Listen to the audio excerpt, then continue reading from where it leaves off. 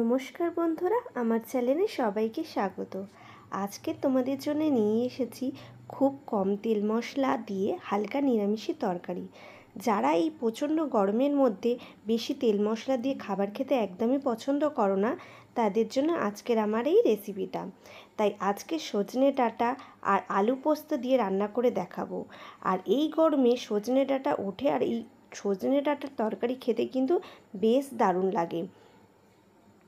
প্রচণ্ড গরমের মধ্যে তোমরা যদি শরীর সুস্থ রাখতে চাও, তাহলে এই ধরনের হালকা পাতলা তরকারি তোমরা খেতে পারো।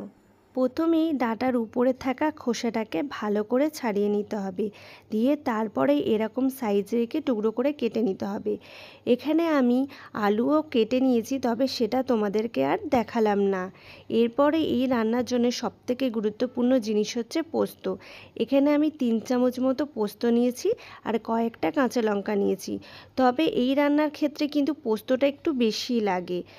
এরপরেই কড়াইতে সর্ষের তেল দিয়ে একটা তেজপাতা আর সামান্য গোটা জিরে ফোড়ন দিয়েছি, দিয়ে ডাঁটা আর আলুটাকে একসঙ্গে ভেজে নিতে হবে।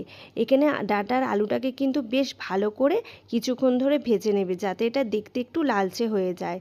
এরপরেই ভাজা হয়ে গেলে ওর মধ্যে বেটে রাখা কাঁচা লঙ্কা আর পোস্তটা দিয়ে দিতে হবে, দিয়ে সেটাকেও ভালো করে নাড়াচাড়া করে খানিকক্ষণ ভেজে নিতে হবে।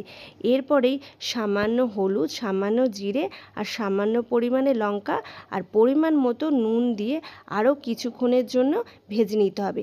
তবে এই মশলাগুলো কিন্তু পরিমাণের তুলনায় একটু কম করে দেবে, শুধু নুনটাই যা পরিমাণ মতো দেবে। দিয়ে আরও ভালো করে কিছুক্ষণের জন্য ভেজে নেবে। ভাজা হয়ে গেলে এর মধ্যে পরিমাণ মতো জল দেবে। যেহেতু তরকারিটা খুব একটা বেশি ঝোল হবে না আর একদম শুকনোও হবে না, সেই অনুযায়ী তোমরা জল দেবে। জল দেওয়া হয়ে গেলে আরও কিছুক্ষণের জন্য এটাকে ঢেকে রেখে দিতে হবে।